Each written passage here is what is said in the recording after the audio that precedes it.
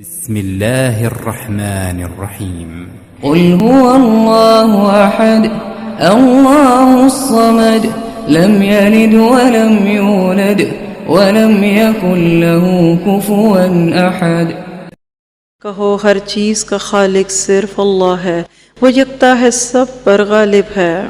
حدیث میں آتا اللہ کے نبی نے فرمایا، صحیح مسلم کی روایت ہے 1185، وہ وزیر سے، شریک سے، اولاد سے، بیوی سے پاک ہے، اور ان سب سے اس کی ذات بلند و بالا ہے۔